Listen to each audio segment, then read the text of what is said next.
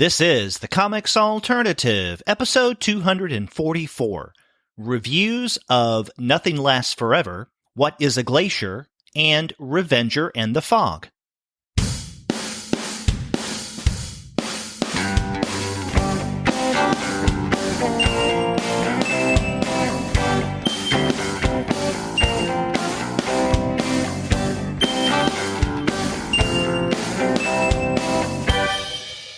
Hello and welcome to another episode of the Comics Alternative. I'm Derek.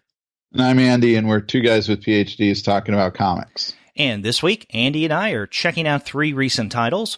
We're going to begin with Sina Grace's Nothing Lasts Forever. After that, we're going to check out What is a Glacier by Sophie Yanow. And then we're going to wrap up with Charles Forsman's Revenger and the Fog. But before we get into that conversation, we want to let all of you know that this episode of the Comics Alternative is brought to you by the great folks at Discount Comic Book Service. Go to their website, dcbservice.com, for all of your comics pre-ordering needs. There, you're going to find all DC, Marvel, Image, and Dark Horse titles at 40% off the cover price if you pre-order. For all of the other publishers, you'll find that those discounts are 20 to 35% off of the cover price. And every single month, including June, you're going to find incredible specials. Sometimes those specials could be as much as 45% off of the cover price, sometimes 50% off cover, but every now and again you can find discounts that go higher than that. That's right, and since we're talking about both Nothing Lasts Forever and Revenger and the Fog, you can find them both at a discount at dcbservice.com. Revenger and the Fog is 30% off, so you can find that for $13.27, and then 40% off for Nothing Lasts Forever, which puts it at $8.99. That's right. Great discounts on those books and many, many others at Discount Comic Book Service. Check out their website, dcbservice.com, because there you can find the answer to all of your comics pre-ordering needs. And after you do get your titles there, please be sure to send them an email and tell them that the two guys with PhDs sent you. That's right. Well, Andy, here we are recording the weekend before HeroesCon, and I think since you and I recorded last week's episode, we have learned where we will be at the con. So we should tell all of our listeners who may be at the con where we're going to be located. Yeah, that's right. So we'll have a table this year, and it's in Artist Alley, and it's booth 99. So if you go into if you're coming into the hall, we're on the wall on the far right side of the room. Yeah, and this is the opposite side of the room than we've been over the past couple of years. So we know some of our listeners have seen us there at HeroesCon in the past. So we're going to be if you're going to be there this time, just on the opposite side. In fact, we're going to be up against the wall, so to speak. Yep. So, but it should be fun. We're also doing some panels there, so people can check us out on the final schedule hasn't been posted yet, but on Saturday, I think it is, that we're going to be interviewing the Hernandez brothers, right?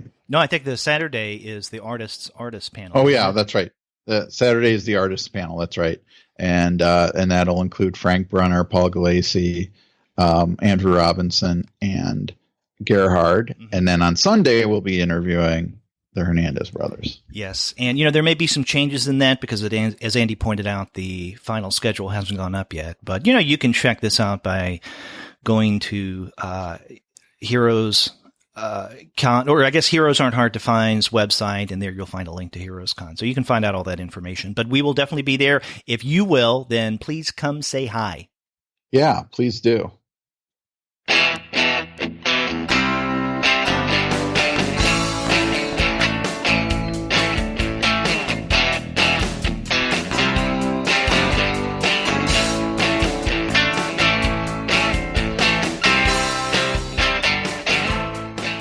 Okay, let's jump into this week's titles. We're going to begin with Nothing Lasts Forever. This is the latest book from Sina Grace, coming out from Image Comics. And I believe this is going to be released this week as we're recording, correct? Yeah, I think so. Mm-hmm. And Andy, you and I have mentioned Sina Grace's work on the podcast before, but I think more in passing than anything. I know that we have observed both Not My Bag and Self-Obsessed on various previews episodes in the past when those books were solicited. But this is the first time we've actually discussed anything by Sina Grace. Yeah, that's true. And so this book, Nothing Lasts Forever, does kind of fit in with the other autobiographical works that he's done, with Not My Bag and Self-Obsessed. Yeah. Now, Not My Bag came out in 2012, and then Self-Obsessed came out in 2015. I haven't read either of those books. Mm-hmm. So that's interesting. So what was your overall impression then of Nothing Lasts Forever, having not read any other of his autobiographical works? I didn't feel that I was missing out on anything, not having read those earlier two autobiographical texts. But I did get the sense, and correct me if I'm wrong, that the way that Nothing Lasts Forever is not so much structured, but primarily drawn, I guess, seems a little looser than the earlier autobiographical books, because at the very beginning, he includes a note to the reader that he had written the vast majority of what's in Nothing Lasts Forever while he was going through some health issues, which we can discuss in a moment, and that it was colored afterwards in order to fit the mood, and that the book is supposed to have a kind of looser, more sketchy style to it.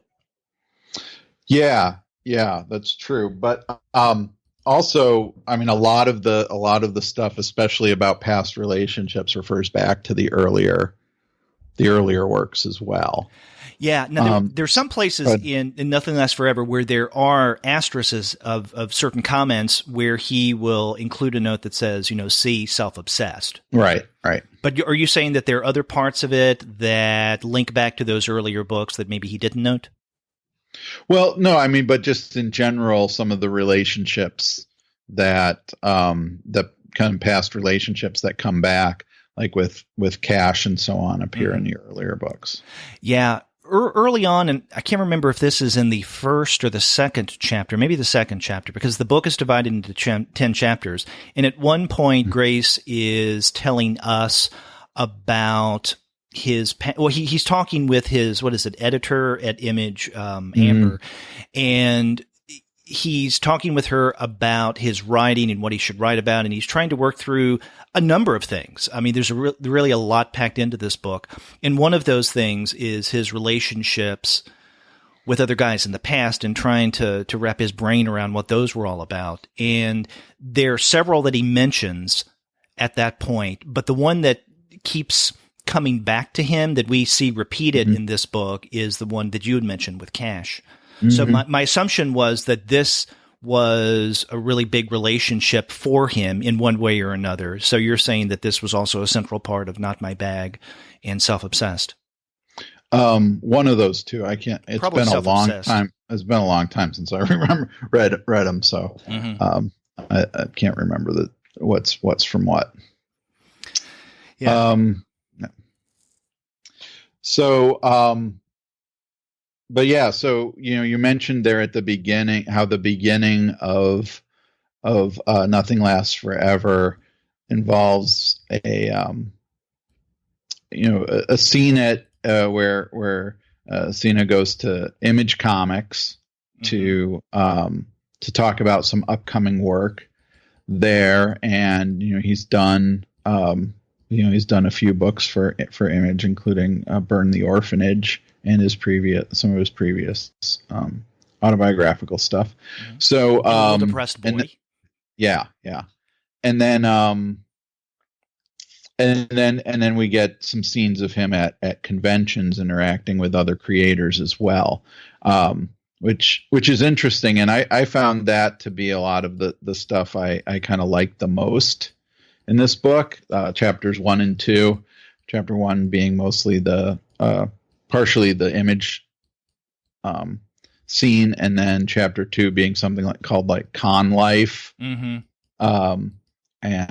I do like to see that how creators interact with each other, what's going on behind the scenes as they're setting up their tables, what kind of expectations they have when they go to cons, what their interactions with fans are like. And that does come up a lot in autobiographical comics, right? I mean, Gabrielle Bell does it, Julia Wirtz, Dustin Harbin, lots of others do autobiographical stories about what it's like to be at a con. But I still like reading about it and reading what creators get out of it. Yeah, that's a good point. I'm with you in that some of the most interesting parts of Nothing Lasts Forever is Grace's relationship with other comics creators, whether at cons or even otherwise. And you mentioned some of the other examples like Gabrielle Bell and Dustin Harbin writing strips about what it's like at a con. One of the differences I see in Sina Grace's work that distinguishes it from some of the others that you mentioned is that with Grace, at least in this book, there seems to be a strong awareness and maybe an uncertainty of his own place in relation, his own place as a creator, as an artist, in relation to these other creators. In other words, he whether he wants to or not, he seems to judge himself according to the success or the particular kind of work of his fellow creators, maybe not feeling that he does the kind of work that he really needs to do, many times filled with self-doubt. And this is not just self-doubt that is isolated or I guess maybe relegated to his work as an artist, because I think this issue or the theme of self-doubt and uncertainty just pervades this book. And we see it not only in his work as an artist, but also in his relationships, his health, and all of that. But I do think that when we get those scenes of him with other artists, at a con or maybe at the offices of Image, we get to see quite a vulnerable side of him. Yeah, that's true, and I think that's true through much of the book. And I think one of the interactions with creators that really exemplifies what you were talking about there is this flashback he has to having this brief flashback he has to having breakfast with Jeff Lemire, who says you have to do work that makes you happy, otherwise it shows on the page. And I think that's been an interesting aspect of Grace's career in that, he does these autobiographical comics. They're published by Image, who doesn't really do autobiographical comics very much, right? So they stand out as Image publications. And yet he also does, stuff like Burn the Orphanage, which is an interesting kind of comic series that's influenced by video games, and he's currently writing Iceman for Marvel, which is great that he's getting that opportunity to do that. So he has this career that kind of runs between the independent world and the mainstream world, kind of like what Jeff Lemire has, but on a smaller scale. But a lot of when he reflects back on Lemire's advice here, he sees that being a kind of position of a certain level that Lemire has achieved in the industry that Grace hasn't gotten to yet, right? That sometimes he has to take jobs that he may not feel passionate about to pay the bills. Yeah, and he even points that out specifically. Right, putting it in those words in one way or another. Right. Yeah. Yeah, and this gets back to what we were mentioning earlier in this sense of kind of measuring himself against the work of some of these others. And I'm glad you pointed out the example with Jeff Lemire. But there are others as well in the book that he compares himself to. There's one point early on, maybe in that second chapter, where he recalls being at a con and seeing the work of Jason Latour. Right. And even though he doesn't focus on that for more than maybe a panel or two, I mean, there's still this clear sense of, I wish I could do work like that, or I wish I could be successful in that vein. I mean, Latour is someone else who, not to the extent of Jeff Lemire, but has, fairly successfully, straddled the world of the mainstream and his own stuff, right? The creator-owned material. Right. And all three of them are also creators who who do or can write and draw their own work, but sometimes write for other artists and sometimes draw for other writers. So there are also there's a lot of parallels between the three creators' careers. Right. Now we've been focusing primarily on Grace's writing in this book, focusing on his work as an artist. But there are other things that are going on here as well. Now, we've mentioned his relationship with other people.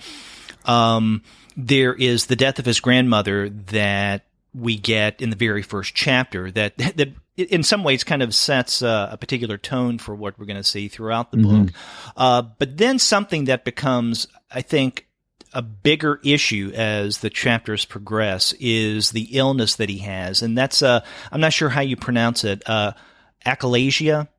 And that's when it's a rare condition. I had to look this up of the esophagus that it easily gets irritated and will not allow anything to go into the stomach, and results often in regurgitation. So for a lot of the time, he can't swallow any liquids. He can't drink water. He can't eat food. He tells us at one point that he has to really mush things up at times in order to even attempt to get something down into his stomach. As a result, not only does it make him weak, but it makes him really thin. I mean, there are a variety of passages where he or one of his friends tells him, needs to put on weight. It just doesn't look healthy. And so that's something else that he becomes self-conscious about.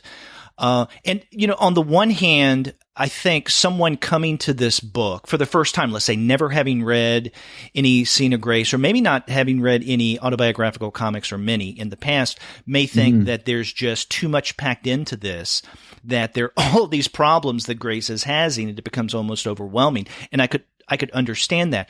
But on the other hand, this is written in diary form. And, he points out at the very beginning that this is like a journal, or he makes a distinction between journal and diary.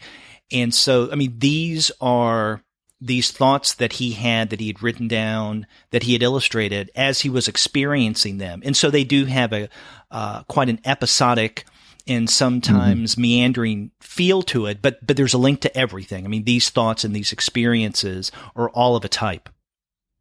That's right. And I'm glad you mentioned all that, because there's there's a lot of areas, a lot of kind of sub genres within autobiographical comics that this book overlaps with, including, you mentioned his sickness. So, we've talked in the past about some graphic medicine autobiographies.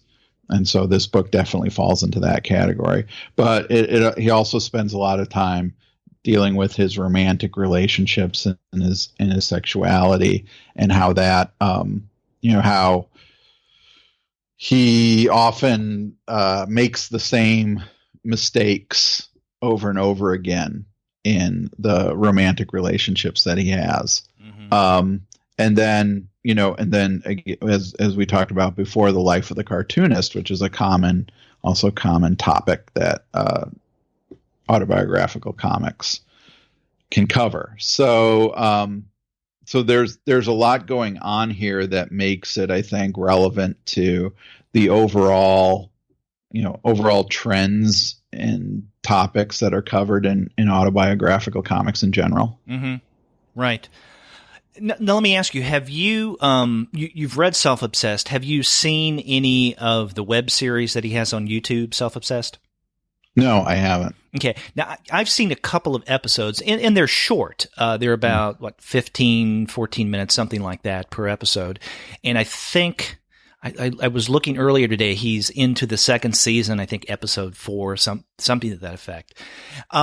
And one of the things that struck me, and again, I hadn't read Self-Obsessed, but having read Nothing Lasts Forever and then seeing a couple of those episodes, I mean, I could see some of the same things going on. Earlier I said that someone coming to Sina Grace for the first time may feel that, okay, this is someone who has all of these problems. His comics are nothing but whining about his life and how things go wrong and nothing can go right. And he keeps making the same mistakes over and over again. I think that one of the things that may work in the favor of this web series is that what Grace is doing there is to take his persona and turning it into a character. And it reminded me, and stick with me here because I don't think that this is too disparate a connection. It reminded me of what Larry David does with Curb Your Enthusiasm, is to take a kind of personality that many people, it would grate on them, and making that into a character that then he can make more palatable, then he can explore further. In other words, he creates this character who may be problematic for some, but in a way that gives it a different life. And I see him doing that in the episodes that I've seen of Self-Obsessed. And I'm wondering if this is part of what Lemire and others suggest to him in Nothing Lasts Forever, that he has to really find what it is that he wants to do and what he's really good at, and then go from there. And if taking his autobiographical self and displaying it, warts and all, is what he feels that he's really good at. I think that comes out in this book. It definitely comes out in the web series. Yeah, I think that's an interesting point, and I really want to check out that web series now, because I think one of the things I found from reading this, and my memories of the previous work, is that that a lot of the same problems, especially the kind of self-created problems with relationships, repeat themselves, and that can often be a kind of stumbling point for me with autobiographical comics, where the comics show an awareness of the problems that the subject is creating for him or herself, yet not doing anything about them. But I think by the time we get to the end of Nothing Lasts Forever, I think there does seem to be some resolution, especially with the way he deals with the relationships from his past that keep coming back to him. And how destructive and self-destructive he can be in relationship to those people that he was close to at one time. Right. And you mentioned the end of the book, and we don't want to give away any spoilers, but I think you're right on when you say that there does seem to be some kind of resolution, even kind of a loose resolution, that he doesn't find all the answers, but at least by the end of this text, you get a sense that he's a little more comfortable where he is in his life than he was earlier. And this comes down to, I guess, his relationship with his own emotions and specifically his own depression, and the way that he represents this depression is, and I think he has a name for it. I'm blanking on what he calls it, but it's this kind of shadowy, ghost-like figure, and he draws it as as kind of a dark penciled spirit with these, looks like devil wings in a way, and this ghost follows him around and haunts him. And so it's how he deals with this figure at the end of the book that I think gives us what you were suggesting, some sense of a kind of resolution.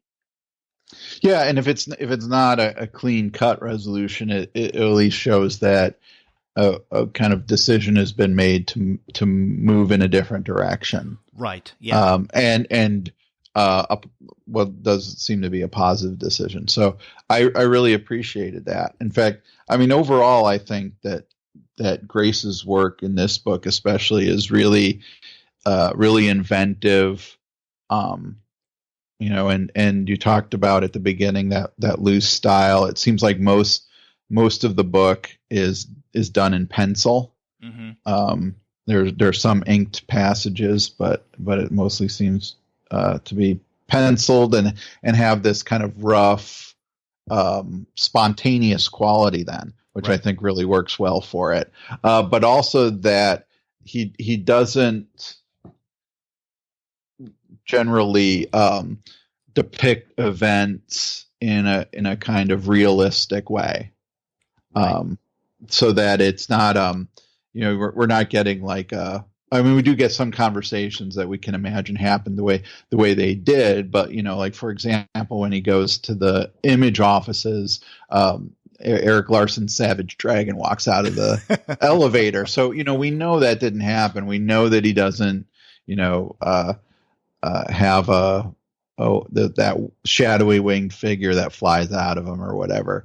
So there's a lot of allegorical or symbolic stuff that goes on in this, which I think is a way to really take advantage of the comics form as a mode for autobiography. Doing a fairly straightforward and realistic depiction of events can work fine in comics, but Grace really does go in a lot of interesting directions to take advantage of what comics can do with autobiography that other media either can't do or don't quite do as effectively. Right. And by the way, the name of that, the ghostly depressive spirits, is called the Sads. Yeah, I right. just saw that. Yeah, he calls it the Sads, which I really like. Something that you mentioned a second ago, and that is this sketchy style.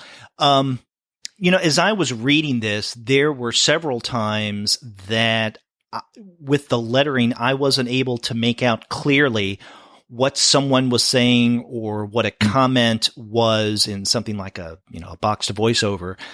And part of this may be the result of we're reading this off of a PDF, but I think most of it was due to the fact that he letters by hand and in cursive, and there are many occasions where it's not entirely clear what it is that he's written. For instance, I don't know what the page number is, but in that last chapter where he's dealing with the Sads, I'm looking at this sentence and it says, where we have this shadowy figure, what hasn't changed is the sinking feeling that the Sads will return.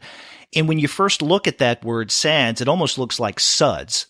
I mean, and that's just one example of many. And at first it was bothering me that I couldn't make this out. And I'd have to, with my older eyesight, take my glasses off and look a little closer to my reading device. And I thought, well, geez, I wish you could make it clearer. But on the other hand, he's doing this in a looser, rough form that in many ways, even with the lettering, underscores the intimacy, right? Because if even with the lettering, if he had been a little more careful and precise in how he lettered things, it wouldn't jibe with the visuals and wouldn't have that kind of immediate experience to it, right? So I think that even the lettering, which may be unclear at times, adds to the closeness that the reader feels with its subject matter.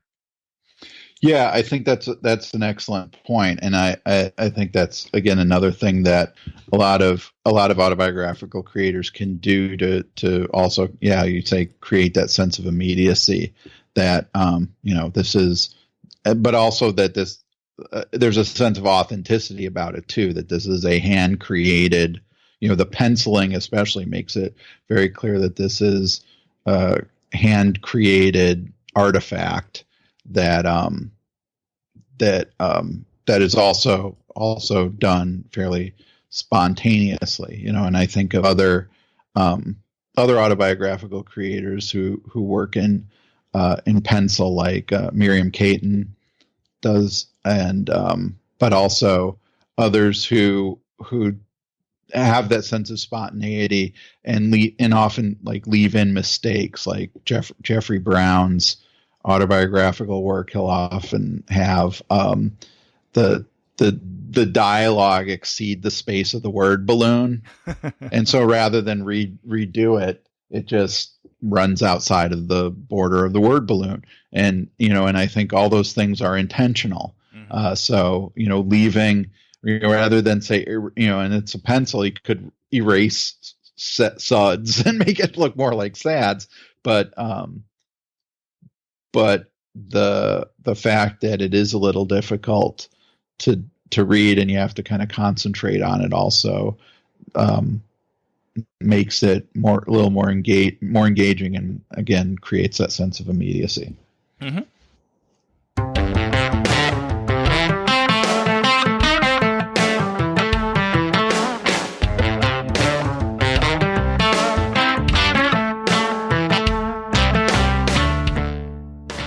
Well, Andy, do you want to move on to the next book that we're looking at this week? Another autobiographical text. Yes. And this is Sophie Yanow's What is a Glacier? This came out last month from Retrofit Big Planet Comics, one of our favorite publishers. Now, I know we've mentioned this on the show a couple times before, but let's remind our readers that, Andy, you have coming out later this year a brand new book on autobiography and comics. And at one point last year, I think you had said, okay, I'm done with autobiographical comics for a while, but we keep seeming to come back to autobiographical comics again and again. And this week we get a double shot. Yeah, that's true. And so part of my ramblings about it are also thinking about these books in relationship to, the other stuff I've read that's pretty fresh on my mind right now. Oh yeah, well, you're the man to turn to in terms of comics and autobiography. Okay. So Sophie Yanow's What is a Glacier comes from Retrofit Big Planet, and it's a pretty slim volume, right? Clocking in at about 28 pages. Right.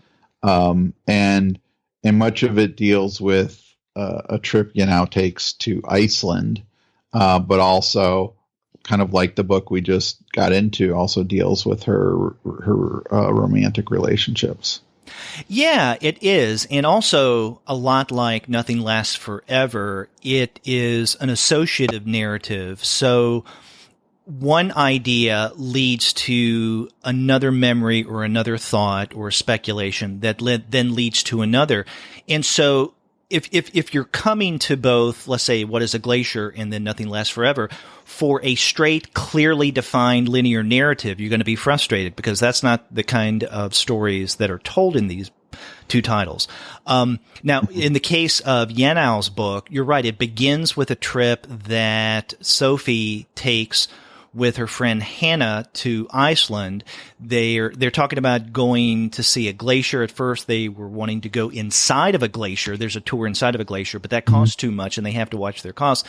So they wonder about what it would look like being on top of a glacier. But then that leads to a number of speculations on things like life and change, feelings of uncertainty, feelings of grief, and then that eventually leads to Sophie writing about a relationship that she had once had, I think a year previous to going to Iceland, with Sarah.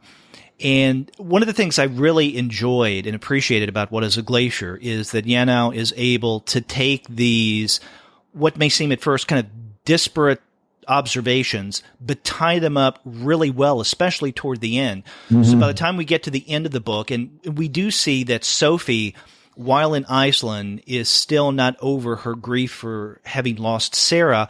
That grief is linked to what's called climate grief. That,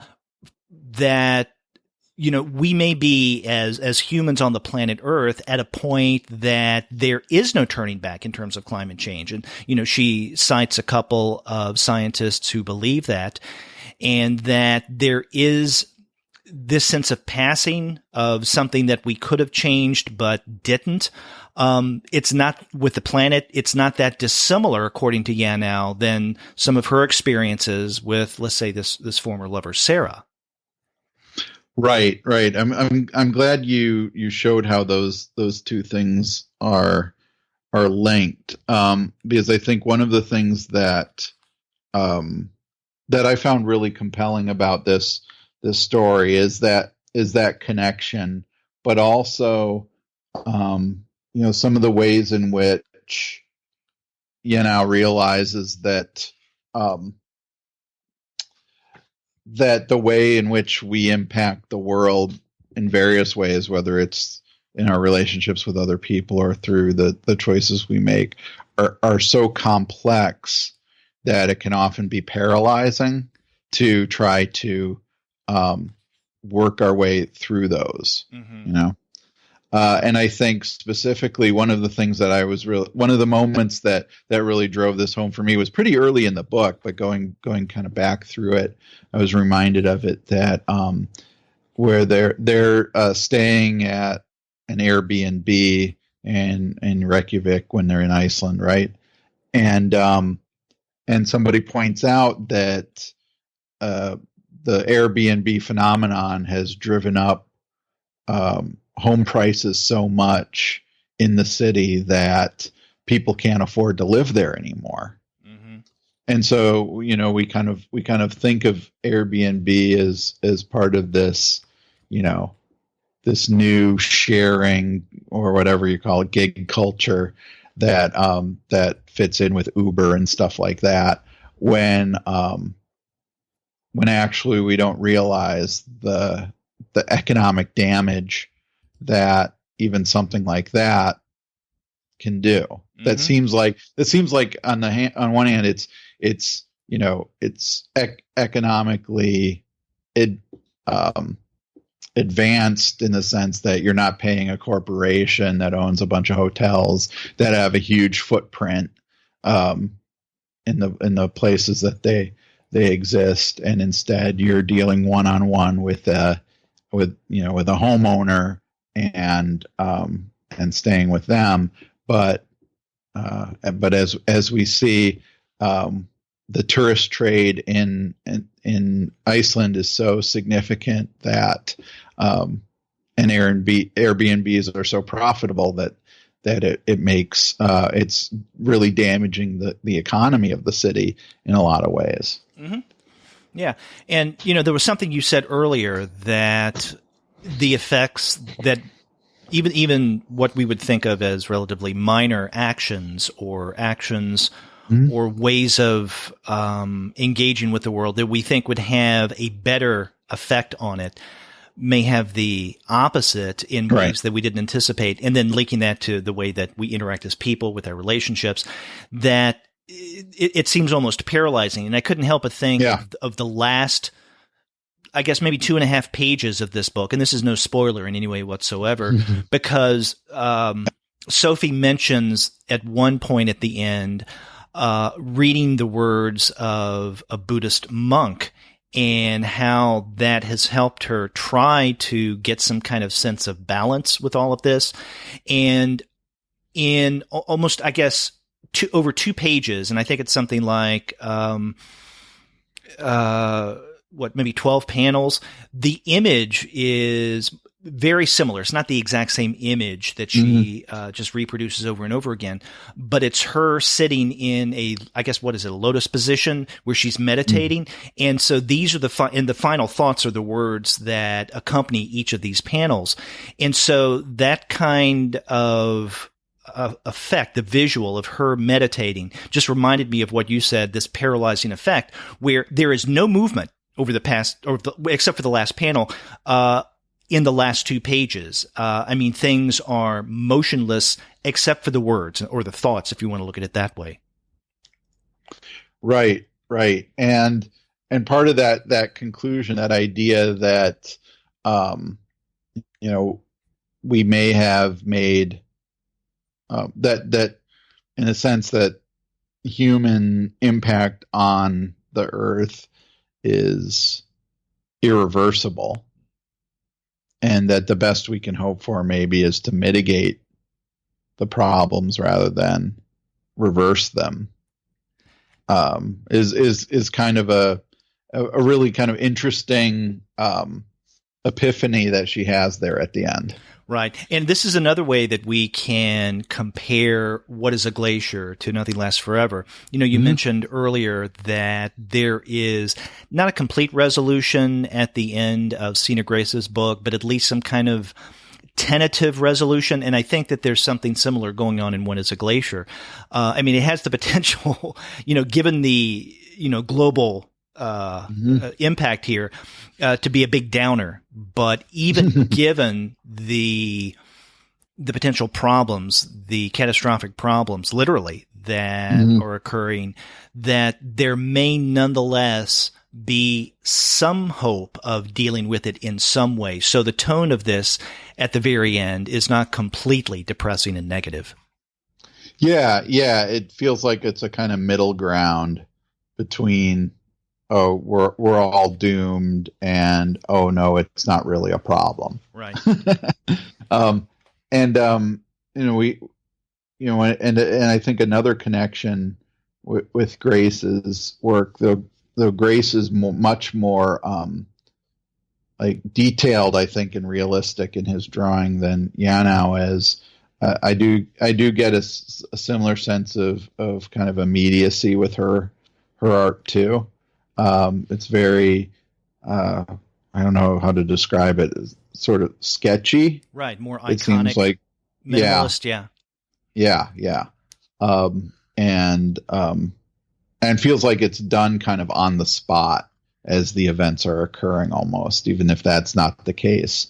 It has that feeling about it, like a lot of diary comics have. And this is not strictly a diary comic, but it does achieve that as well. And I think that's really effective. Also, that she uses pretty consistently a 6-panel grid throughout the book, right? Which also makes it feel like, that the structure was kind of worked out in advance, so that each individual panel can move the story forward in a specific way, but that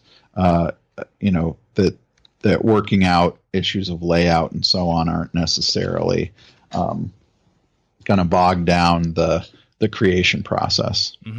Now, did you read her previous book from a few years ago, War of Streets and Houses, that came out from Uncivilized? No, I didn't.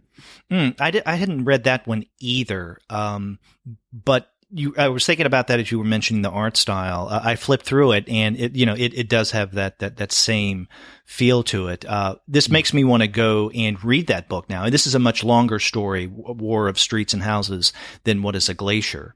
But this is my first introduction to Sophie Yanow as an artist and storyteller. But I did read some of her earlier work as a translator. Earlier this year, Edward and I read Dominique Goblet's Pretending is Lying that came out from New York Review Comics. And she did the translation for that.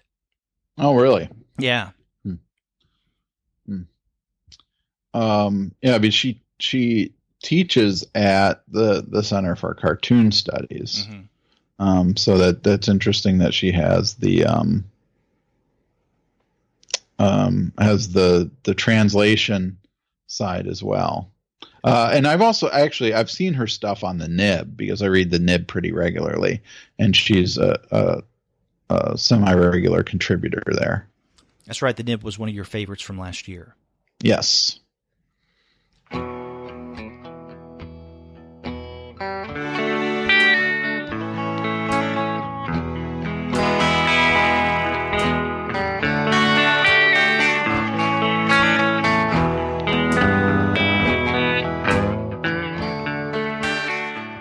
Anything else on What is a Glacier, or do you want to move on to the final book we're looking at for this week? Nope, I'm ready to go. Okay, so I'm feeling that I'm going to get whiplash here, going from Nothing Lasts Forever and What is a Glacier to the final book, which is Charles Forsman's Revenger and the Fog. Right. This is definitely not an autobiographical work. No. As far as I know. Yeah. And if it is, I feel really bad for Charles. So this this came out actually late last month from Bergen Street Press. And now you have been reading the Revenger series in the original Oily Comic single issues, haven't you?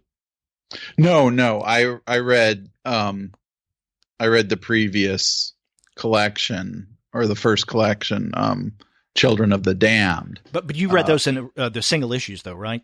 No. Oh, no. I thought you were reading them as they were coming out. Oh, no. Okay. Because, I didn't read them as they were coming out, but I did read the Revenger, that first volume, and you mentioned the title was Children of the Damned. Now, the second volume, which originally appeared as a 4-issue miniseries, Revenger in the Fog, and then in this book also is a one-shot called Revenger is Trapped. Mm-hmm. So we have like the first collection, 5 comics in this trade. So having read both Revenger and then Revenger in the Fog, how did this most recent book compare to the first Revenger series for you? Well, it's really interesting because Revenger in the Fog actually takes place before the first Revenger series, because we're here with Revenger in the Fog in 1979, and the first Revenger series takes place in is it the 80s? What year? Yeah, like 86. I want to say 87. Yeah, 87. Yeah, 1987. And then Revenger is Trapped takes place later on in the Revenger's life. She's much older there and has a lot more scar tissue on her. Yeah. than she does in these earlier works. So it's interesting because in that first Revenger series, she's haunted by her past, but it's mainly about the loss of a child. And yet the events of Revenger in the Fog are also pretty traumatic for her, and would also seem to be more fuel for her to be, someone who's obsessed with seeking revenge, especially for other people. And that's the kind of adventure story that this is. The character of Revenger, and her real name is Reggie, but she's like this Punisher type figure who has had, as you pointed out, these traumatic events in her past that causes her a lot of pain, and her way of dealing with that and getting revenge on her losses is to make sure that perpetrators of any sort pay for what they do. And so she goes around getting revenge and then fighting for people who are disempowered, who are the victims of those with the power, in a variety of different ways. And of course, all of this, as you pointed out, is linked to her past, where she uses that as fuel for what she does. And so there's a lot of violence in the Revenger comics, a lot of over-the-top violence, to the point that, it reminds me of some of the stuff that we see from Kyle Starks, right? That harkens back to this same kind of genre, in a fun, self-conscious way. Right. But I think with Forsman's stuff, it's, there's such a darkness to what goes on as well. I think, there are moments when the violence is so over the top, and the one-liners that Revenger or others will deal when they are committing these acts of violence, like for example in the Fog. We should mention that the Fog is the name of a team that the Revenger is a part of, right? With 3 other people, and one of the 3 others, Jenny, specializes basically in throwing sticks of dynamite. Her name's Dynarat. Yeah, and she throws dynamite with a spike on the end that sticks in a guy's eye, and stuff like that. And so that's really cool. But then the overall plot, the plot of this series is so dark. Oh yeah. It's basically dealing with that Revenger and Jenny, or Dynarat, are in a relationship. Her father is basically runs the city that they live in. It seems, I'm guessing, in California, because his power comes from the movie industry and Extreme Pictures. Yeah, exactly. And he has a very sick and twisted relationship with his daughter that that I don't know, is revealed and extended, I guess you could say, in this in this series. It's really gross. Yeah, it's really, really gross.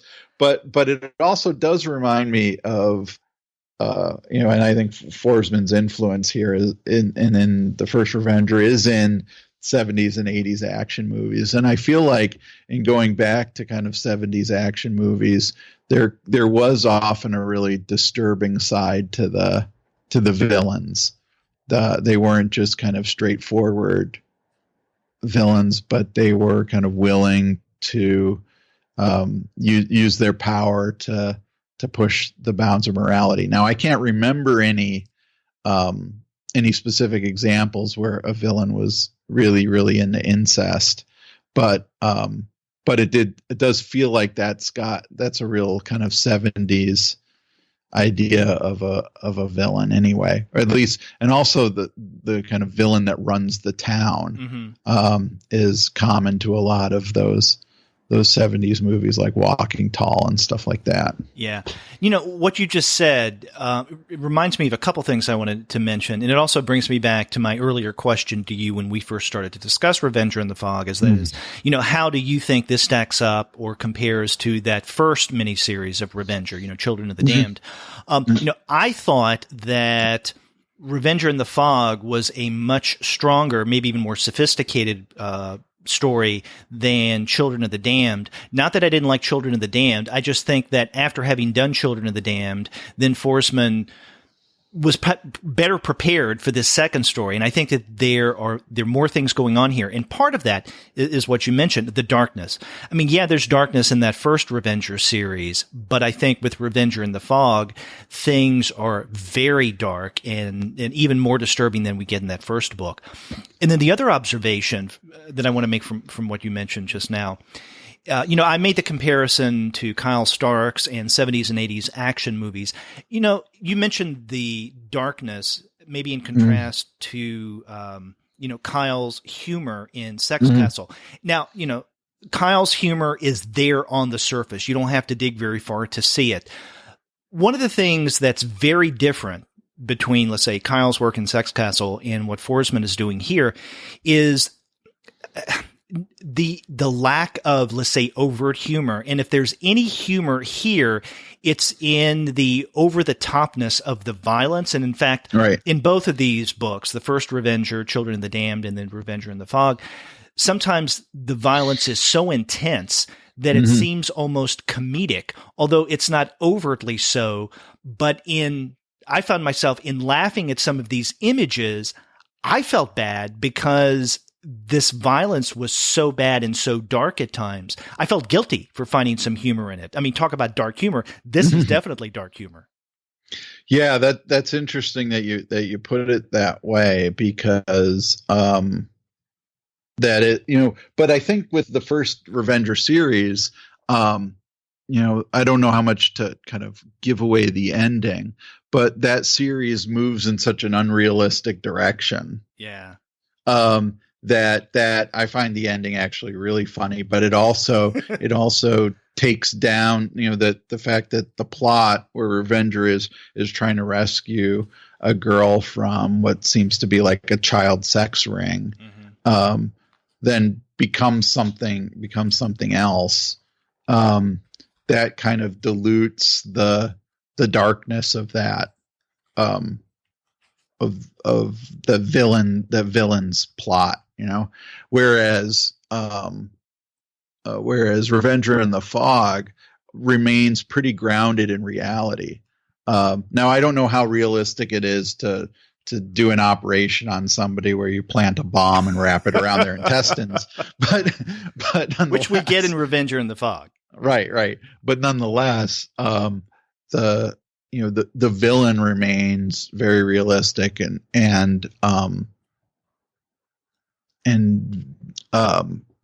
so the darkness of that book doesn't really ever seem to be mitigated in any way. And so I think that with Revenger and the Fog, we might be moving into a more interesting and sophisticated direction than the first Revenger series. Though I do love that first Revenger series a lot, and it was it was my first introduction into Charles Forsman's work, and but I think that I'm really curious to see where he goes with the Revenger from here on out, and that that Revenger is trapped one shot is even more kind of disturbing. Yeah, it's weird. Than the previous series, and I don't know. I don't want to get off track here. We can come back to Revenger, but have you read the first issue of Slasher? No, I haven't. Because that is even more disturbing than this, and unsettling. And that's coming out from Alternative Comics. Yeah. So I'm really curious to see where that series is going to. That basically deals with two characters, so far anyway, a male and female character who are in an online relationship, and both of them have pretty messed up lives on their own. So and the term slasher doesn't, so far, at least in the first issue, seem to be connected to, say, like a serial killer, but more to one of the things that one of the characters does as part of his online presence. So Forsman is definitely able to tap into some really unsettling territory in his work, and I think that anybody who's read The Revenger can make the transition to slasher probably pretty well. Okay, yeah, I'll have to check that out. There are a couple of little touches, especially toward the beginning, of humor that is completely outside of, let's say, the violent action that's taking place, or at least directly linked to that. Now, each of the issues, or if you want to call them chapters in the trade of Revenger and the Fog, has a title, and the title of the first one is "It Takes Four to Fuck." Right. So that's a great way to start. But then when the Fog is going up against the people that they're after when the story begins, they're going up against crank-fueled bikers. And I think that it's Slim, the character Slim, or Billy, who follows one of the bikers back to their hideout. And we do have page numbers. This is page 10. And Slim is coming out of that hideout, and on the roof, they have written, or I guess the bikers have written, the name of their hideout. And I can't make it out. It's either fuck hole or fuck house. Yeah, because I think it's probably fuck house. Yeah, although we only see the H-O and part of that other letter. That could be both a U or an L. So that's either true. One of those would still be funny. So I thought that was good. But what I like even better is the fact when we see the Fog back at their headquarters, on the wall of one of their rooms, there's a poster for a band playing some concert somewhere. And the name of this band is Killer Butt. Yeah. So I like the little touch of Killer Butt. Yeah. And the title of that chapter also does deal with the kind of relationship that this team has. They're not your ordinary, like, superhero vigilante team, in that they also all have sex with each other. That's right. All at once. On a beach. Yep. Yeah. So this is basically kind of the last Fog story.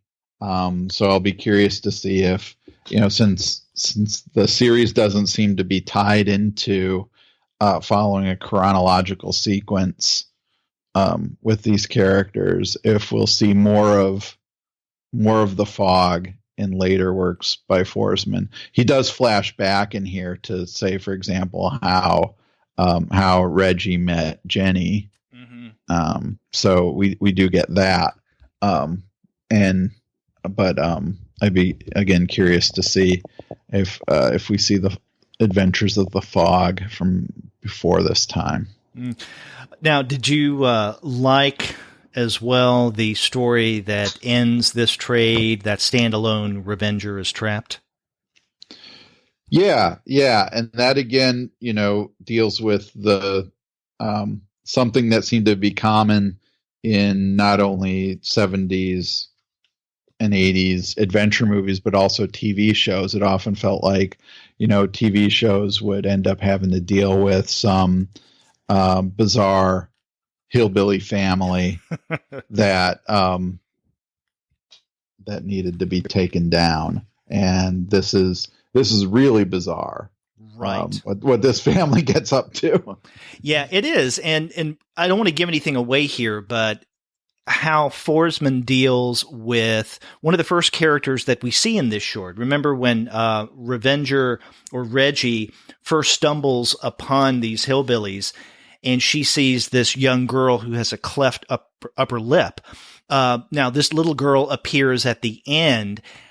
And what you would think may happen, let's say what would definitely happen in television, right? With if not a happy ending, then at least not a completely twisted, disturbing ending, doesn't necessarily take place in this comic. Yep. And so I love that twist at the end. Yeah, it is. It's a good twist, but there is, in the very first fight scene in the book, she does manage to twist a guy's leg off at the knee and beat the other guy with the leg. So there is also the over the top violence we come to expect.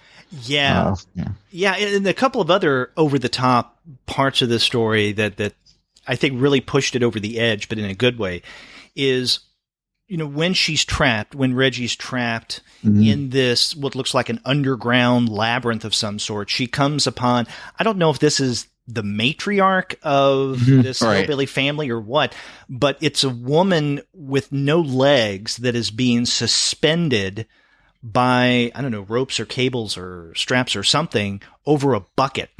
And who is still alive. I mean, it's just so wild that it's hilarious. Same thing when we get to page 147 and Reggie comes across this spiked leather jacket, and the jacket is just so extreme that it's hilarious.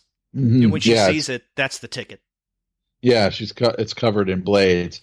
But with that mother character, I'd want to add too that she's got like a giant goiter or something coming out of her neck that's even more disturbing. So not only is she suspended over a bucket, which allows her, I guess, to go to the bathroom,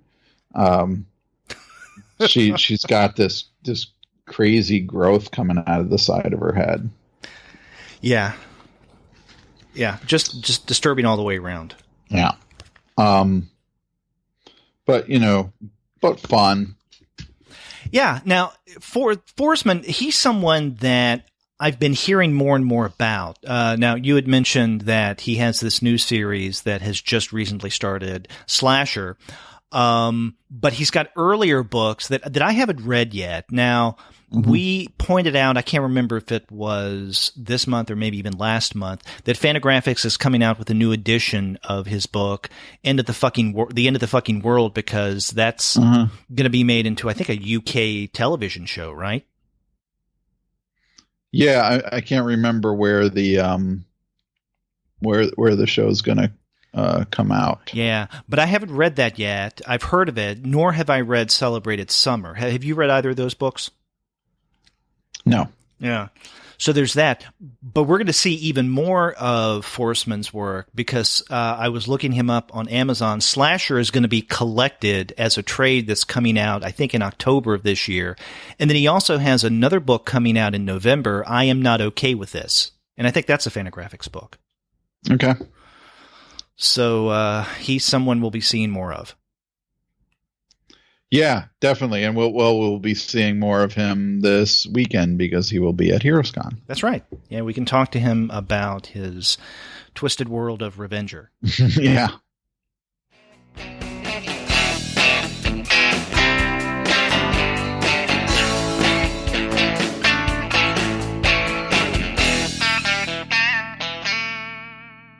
Well, we spanned the spectrum of tone, at least in terms of comics for this week. We started off with a couple of reflective autobiographical works. First, Sina Grace's Nothing Lasts Forever, and then What is a Glacier by Sophie Yanow. And then we wrapped up with the, as we've called it a number of times, Over the Top, Revenger and the Fog by Charles Forsman. That's right. Yeah. So really good works. And if you want to find great prices on titles such as this, and even these very titles, then go to the website of our sponsor for this episode, and that is Discount Comic Book Service. As Andy pointed out at the top of the show, you can find great discounts, including 40% off of Sina Grace's Nothing Lasts Forever if you go to dcbservice.com right now. You can also find 30% off of Revenger and the Fog, so you can see what all is going on with the over-the-top storytelling of Forsman. So that's dcbservice.com. They're a great place to get your comics. And after you do get your titles there, get in touch with us and let us know what you're going to be reading. If you go to our website, comicsalternative.com, you'll find that you can leave us a voice message online via SpeakPipe. Or you can call us the old-fashioned way by picking up the phone and dialing 4153-COMICS. That's 415-326-6427. That's right. Or you can get a hold of us by email. We are two guys at comicsalternative.com. You can also reach us individually. I'm Andy at comicsalternative.com. And I'm Derek at comicsalternative.com. And we also have our Twitter feed, which you can check out at the number 2 Guys with PhDs. That's right. You can also find us on Facebook, Tumblr, Instagram, Google+, Goodreads, Pinterest, and YouTube. You can subscribe to the podcast through iTunes. You can stream us on Stitcher. You can also find us on TuneIn, on Spotify, on iHeartRadio, and on Google Play Music. But you can find every single one of our podcast episodes, as well as the reviews and comics-related commentary that we post on our blog, simply by going to our website, comicsalternative.com. That's right. All the ways to get a hold of us, let us know how we're doing, and find out what we're doing. That's right. And we hope to see several of you at HeroesCon this week as you're listening to this. Again, we're going to be in Artist Alley, table AA 99. So come by and say hello. Yeah, check it out. Yeah. Until next week, I'm Derek. And I'm Andy. See ya.